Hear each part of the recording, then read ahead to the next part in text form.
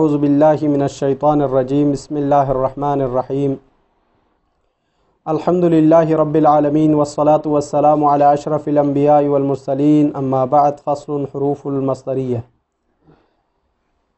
فصل آج جو شروع کر رہے ہیں وہ حروف مصدریہ کے حوالے سے ہیں۔ حروف مصدریہ فرماتے ہیں کل ٹوٹلی ہمارے پاس اس ہدایت کے اندر 3 ہے، ما ہے، وَأَن ہے، وَأَنَّا ہے، یہ 3۔ ان میں سے جو ما اور ان ہے یہ جملہ فعلیہ کے ساتھ ہے، اور ان جو ہے جملہ اسمیہ کے ساتھ ہے۔ انا جو ہے یعنی ما اور ان جملہ فعلیہ کے ساتھ، انا جو ہے جملہ اسمیہ کے ساتھ، اور ان کی مثالیں انشاءاللہ ہم بیان کریں گے۔ یہ جو حروف مصدریہ کا مطلب یہ ہے کہ یہ جو کسی حرف پر یا جس پر بھی داخل ہوتا ہے، فعل پر یا اسم پر، کوئی کسی بھی چیز پر جب داخل ہوتا ہے تو مدخول بھی کو مصدر کا معنی دینے کی طرف لے جاتا ہے۔ وہ پھر جو ماضی ہے، مضارع ہے، اس کے اپنے حیثیت پر نہیں رہے گا بلکہ وہ مصدر کا معنی دے گا۔ فصل حروف المصدریہ، حروف مصدریہ کے حوالے سے ہیں ثلاثۃ، یہ کل 3 ہے۔ ما ہے 1، وان ہے 2، وانا ہے 3۔ فالاولیان للجملۃ الفعلیہ، ما اور ان جو ہے جملہ فعلیہ کے لیے ہے، کقولہ تعالی، جیسے کہ اللہ تعالیٰ کا فرمان ہے، وضاقت علیہم الارض بما رحبت، وضاقت علیہم الارض، ان کے لیے زمین تنگ ہو چکی ہے، بما رحبت، ان کے اپنے کرتوت کی وجہ سے، ای برحبہا۔ دیکھو اب یہاں بما رحبت میں ما کے داخل ہونے کی وجہ سے رحبت فعل ماضی تھا، اب یہ برحبہا یعنی ان کے اپنے کرتوتوں کی وجہ سے، کرتوت سے، کرتوت نے ان کو، ان کی جو زمین جو کشادہ تھی وہ تنگ ہو گئے ہیں۔ تو یہ بما رحبت میں ما حروف مصدریہ میں سے ہے، رحبت جو کہ اس کو برحبہا کہہ کر تاویل با مصدر کیا ہے۔ ایک وَكَقَوْلِ الشَّاعِرِ، اسی طرح شاعر کا قول بھی ہے، يَسُرُّ الْمَرْءَ مَا ذَهَبَ اللَّيَالِي وَكَانَ ذِهَابُهُنَّ لَهُ ذِهَابًا۔ يَسُرُّ الْمَرْءُ، مرد خوش ہوتا ہے راتوں کے گزرنے سے، اور یہ حالانکہ یہ راتوں کا گزرنا ان کے لیے لکھا ہوا ہے، انہوں نے تو گزرنا ہی ہے، لیکن پھر بھی یہ خوش ہوتا ہے۔ تو یہاں پر اصل ہماری شاید مثال جو ہے ما ذهب الليالي، ما ذهب الليالي، یہاں پر جو ہے ما جو ہے مصدریت ہے، جو ذہبہ فعل پر داخل ہوا ہے اور اس کو ذہاب کا معنی دیں گے، راتوں کا چلا جانا۔ تو اس طریقے سے وَأَن ہے، یہ جو ان فرماتے ہیں جو بھی وہ بھی جملہ فعلیہ پر داخل ہوتے ہیں، جیسے قولہ تعالی، اللہ تعالیٰ کا فرمان، فَمَا كَانَ جَوَابَ قَوْمِهِ إِلَّا أَن قَالُوا، ان قوم کا جواب کچھ بھی نہیں ہے مگر وہی باتیں جو انہوں نے کہا ہے۔ تو یہاں پر ان قالو میں ان جو ہے مصدر ہے اور قالو فعلیہ پر داخل ہونے کی مثال ہے، اور اب یہ جو ہے تاویل با مصدر ان کا کہنا، دیکھو اب یہ قول کے معنی میں آئے گا، ان قالو قول کے معنی میں، تو یہ تاویل یعنی مصدر کو معنی مصدری میں، مدخول کو مصدر معنی مصدری میں تاویل کرنا مراد ہے۔ یہ ما اور ان کے حوالے سے تھا۔ اب جو ہے تیسرا جو حروف مصدریہ میں سے ہے انا، اس کے بارے میں تذکرہ کر رہے ہیں۔ وَأَنَّ لِلْجُمْلَةِ الْإِسْمِيَّةِ، انا جو ہے جملہ اسمیہ کے لیے ہے، نحو جیسے کہ فرماتے ہیں عَلِمْتُ أَنَّكَ قَائِمٌ، میں جانتا ہوں یقیناً آپ کھڑے ہیں، اے عَلِمْتُ قِيَامَكَ، میں آپ کے قیام کے حوالے سے، میں آپ کے اٹھنے کے حوالے سے میں جانتا ہوں۔ تو یہاں پر جو ہے أَنَّكَ قَائِمٌ میں أَنَّكَ قِيَامُكَ، عَلِمْتُ قِيَامَكَ، یہ تاویل مدخول کو معنی مصدری میں لیا جائے تو علمت انک قائمون جو ہے علمت قیامک یہ بنے گا، کیونکہ جملہ اسمیہ پر داخل ہوا ہے۔ فصل حرفا التفسیر، اب آگے فصل آ رہی ہے، یہ جو فصل ہم شروع کر رہے ہیں یہ حروف تفسیر کے حوالے سے۔ حروف تفسیر کے بارے میں فرماتے ہیں یہ 2 ہے۔ حرف تفسیر کو تفسیر اس لیے کہتے ہیں کوئی کلام مجمل ہوتا ہے یا واضح ہوتا ہے یا اس کی زیادہ توضیح کرنا ہو تو وہاں پر حرف تفسیر لیا جاتا ہے۔ جس کے ذریعے سے پہلے والے مطلب یا کلام کو زیادہ وضاحت کے ساتھ پیش کریں. یعنی میرا مطلب یہ تھا، آپ اکثر طور پر اردو میں کہتے ہیں کہ میرا مطلب یہ تھا، یعنی یہ میرا مطلب یہ تھا حرف تفسیر ہے، یعنی اس بات کی تفسیر کر رہے ہیں جو پہلے آپ نے کی ہے. تو عربی میں جو حروف تفسیر ہے وہ دو ہیں، اے ہے ایک، وہ ان ہے دو. یہ دو حروف تفسیر ہیں، اس کے ذریعے سے اپنی باتوں اور کلام کی جو ہے تفسیر کی جاتی ہے. فصل حرفا التفسیر، حرف تفسیر کل دو ہے. حرفانی تھا، یہاں پر نون اضافت کی وجہ سے گر گئی ہے. ای پہلا حرف تفسیر، وان دوسرا حرف تفسیر. فای یہ جو حرف ای ہے، کما قال اللہ تعالی، جیسے کہ اللہ تعالیٰ نے قرآن مجید میں بھی استعمال کیا یہ ای حرف تفسیر ہونے کو. واسأل القریۃ التی، اہل قریہ سے، واسأل القریۃ التی یعنی قریہ سے سوال کرو، گاؤں سے سوال کرو. ای اہل القریہ یعنی گاؤں سے تو کوئی سوال نہیں کرتا چونکہ وہ بات نہیں کرتے، تو اصل میں یہاں پر تفسیر کر کس چیز کی؟ قریہ کی. یعنی اے اہل القریہ یعنی گاؤں والوں سے سوال کرو، تو یہ ہے. تو یہاں پر قریہ جو ہے لفظ مفرد ہے، اور اس میں ایہام پایا جاتا تھا کہ قریہ کو کیسے سوال کیا جائے، تو یہ اس حرف ای نے تفسیر کی. بھئی یہاں پر قریہ سے مراد اہل قریہ ہے، ای اہل القریہ. کأنک قلت تفسیر اہل القریہ، کوئی کہ آپ اہل قریہ سے تفسیر کیا ہے اور اسی کے معنی آپ استعمال کریں گے. وَأَن دوسرا جو ہے حروف تفسیر میں سے ان ہے. انما یفسرہ بہ فعل، یہ اس ان کے ذریعے سے تفسیر کیا جاتا ہے اس فعل کو جو کہ بمعنی القول ہے. وہ قول نہیں ہے لیکن معنی قول کو بیان کیا جاتا ہے، اس فعل کی تفسیر کے لیے ان استعمال ہوتا ہے. کا قولہ تعالی، اس کے لیے بھی آیت مجیدہ موجود ہے. وَنَادَيْنَاهُ أَيَّا إِبْرَاهِيمُ، وَنَادَيْنَاهُ ہم نے ندا دی، آواز دی، اے ابراہیم. یہاں پر جو ہے اے ابراہیم کہہ کر ہم نے جو ندا دی، یہاں پر وَنَادَيْنَاهُ یعنی وَقُلْنَاهُ ہم نے ان سے کہا. تو یہاں پر وَنَادَيْنَا جو کہ بمعنی القول ہے، اس قول کے بعد بھی ان جو ہے حرف تفسیر ہے. وَنَادَيْنَاهُ یعنی ہم نے ندا دی، کیا؟ ان ایا ابراہیم یعنی اے ابراہیم کہہ کر ہم نے آواز دی. تو ندا جو ہے بمعنی القول ہے، تو یہاں پر ان جو ہے اس نادیناہو کی تفسیر کر رہے ہیں. فلا یقال قلناہو، قلناہو نہیں کہہ سکتے، ان قلناہو ان نہیں کہہ سکتے. اذ هو لفظ القول لا معنی، چونکہ یہ لفظ قول ہے، لیس معناہو للقول، قول کا معنی نہیں ہے بلکہ قول ہے، اس لیے نادیناہو بمعنی القول آتا ہے، اس کو استعمال کیا جاتا ہے اور اس کے ذریعے سے ان کو تفسیر میں لیا جاتا ہے. فصل ہماری ایک اور فصل شروع ہو رہی ہے، وہ ہے حروف التحزیز، حرف تحزیز کے بارے میں. حروف تحزیز کے بارے میں فرماتے ہیں اربعۃ، یہ حروف تحزیز چار ہے. کیا کیا ہے؟ حلا ایک، اللہ دو، لولا تین، ولوما چار. یہ چار حروف ہے جس کو حروف تحزیز کہا جاتا ہے. اور حروف تحزیز جو ہے ہمیشہ اس کے لیے وَلَهَا صدر الکلام، حروف تحزیز ہمیشہ صدارت کلام ہوتا ہے اور اس کلام کی ابتدا میں آتے ہیں. وَمَعْنَاهَا اب کوئی پوچھتا ہے بھئی تحزیز کا معنی کیا ہے؟ فرماتے ہیں حث علی الفعل اذا دخل علی المضارع، اگر فعل مضارع پر حروف تحزیز داخل ہو رہا ہے تو اس کا مطلب یہ ہے کہ اس فعل کے کرنے کے بارے میں آپ کو برانگیختہ کر رہا ہے، آپ کو اکسا رہا ہے، آپ کو اس کی طرف بعث کر رہا ہے، آپ کو اس کی طرف یعنی بہلا رہا ہے کہ آپ نے ایسا کرنا ہے مستقبل میں. فعل مضارع کے ساتھ حروف تحزیز آنے کی صورت میں اس فعل کے کرنے کی طرف آپ کو برانگیختہ کر رہا ہے، یہ ایک.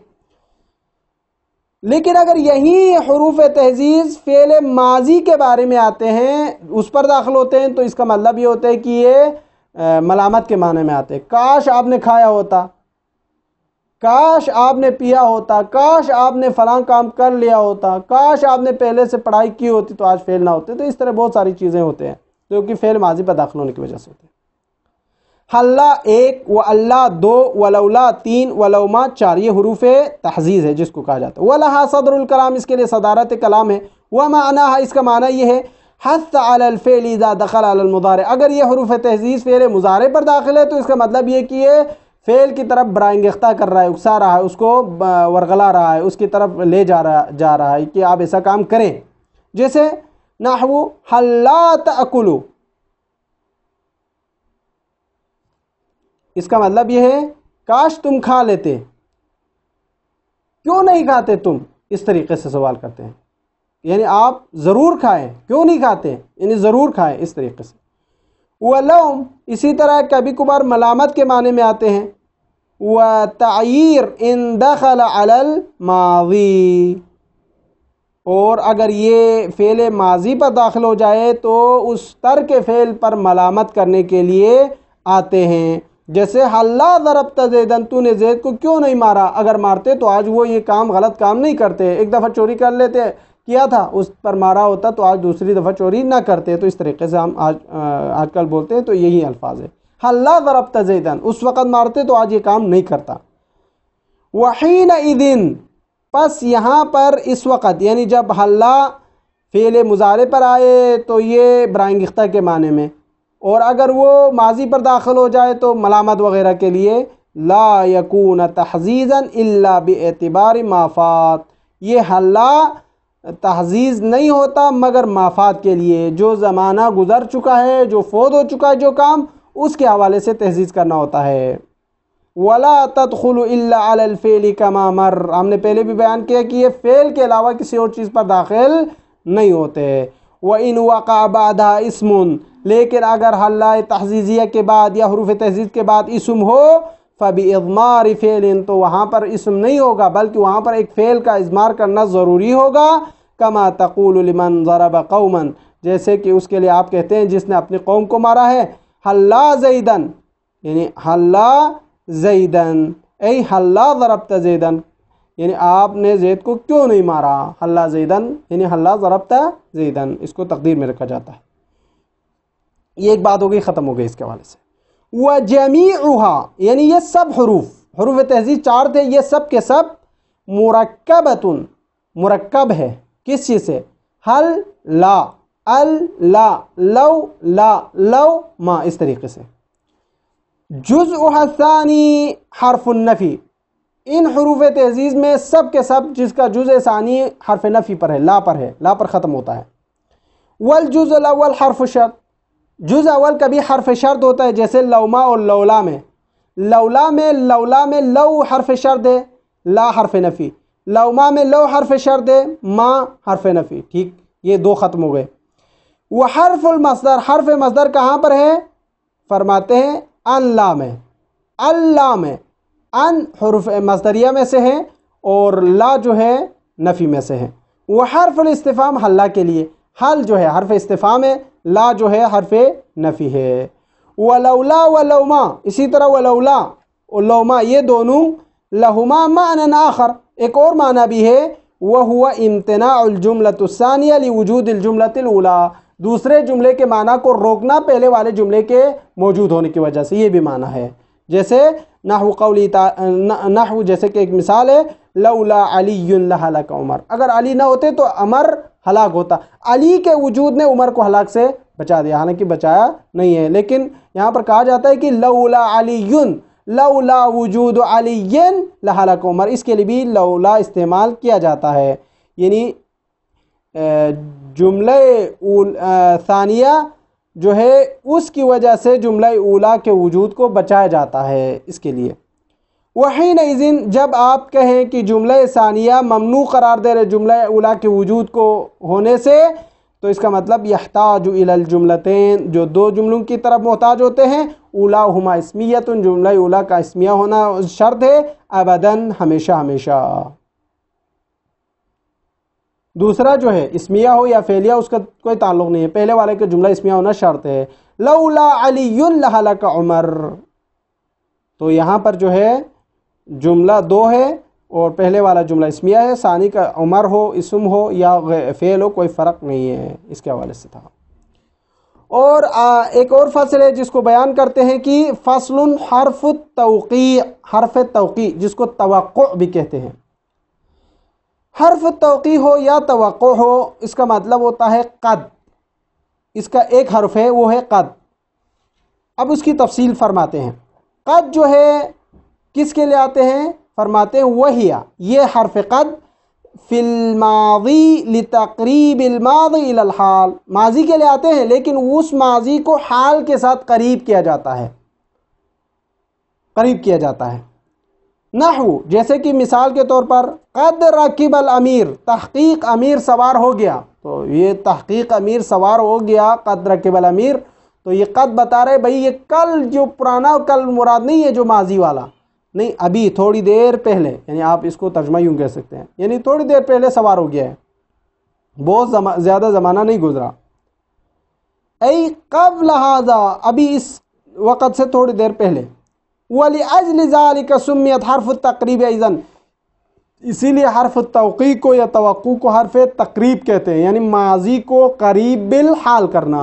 وَلِهَذَا، اسی لیے تلزم الماضی، ماضی کے لیے لازم ہے، لِيُصْلَحَ أَن يَقَعَ حَالًا، ماضی کبھی کبھار اس کے اندر صلاحیت ہوتی ہے کہ وہ حال بنے۔ یہ حال کب بنیں گے؟ جب آپ کہیں کہ قد کے ذریعے سے، یہ قد والا جملہ حالیہ کے بھی کبھی کبھار تحویل کر سکتے ہیں، یعنی ابھی تھوڑی دیر پہلے، یہ اس طریقے سے استعمال ہوتے ہیں۔ وقد یجی، لیکن اسی طرح کبھی کبھار یہ قد جو ہے للتأکید، اذا کان جوابا لمن یسأل، کسی کے جواب میں اگر کہنا ہے تو وہاں پر اس کی جواب کی تاکید کے لیے بھی استعمال ہوتے ہیں۔ اگر کوئی سوال کرنے والا سوال کرے تو اس کے جواب میں اگر قد بولا جائے تو ممکن ہے کہ وہ اس کی تاکید کے لیے ہو، جیسے هل قام زید، کیا زید کھڑا ہوا ہے؟ تو کہیں گے فتقول، اس کے جواب میں کہا جاتا ہے قد قام زید، زید کھڑا ہو گیا ہے، تو یہ تحقیق کے معنی میں واقعا زید کھڑا ہوا ہے۔ یہ ماضی کے حوالے سے تھا۔ وفی المضارع للتقلیل، اگر قد کو ماضی میں استعمال کیا جائے تو تحقیق و تاکید کے معنی میں، تقریب کے معنی میں ہوتا تھا، لیکن اگر یہی قد فعل مضارع کے ساتھ استعمال کیا جائے تو تقلیل کے معنی میں ہے، قلت کے معنی میں، کبھی کبھار کے معنی میں۔ نحو جیسے کہ ان الکذوب قد یصدق، جھوٹا آدمی کبھی کبھار سچ بولتا ہے، ہمیشہ سچ نہیں بولتا، اگر ہمیشہ سچ بولے تو اس کو جھوٹا کہا بھی نہیں جاتا۔ ان الکذوب قد یصدق، تو یہاں قد یصدق، قد فعل مضارع یصدق پر داخل ہوا ہے تو یہ تقلیل کا معنی ہے، کبھی کبھار صحیح بولتے ہیں۔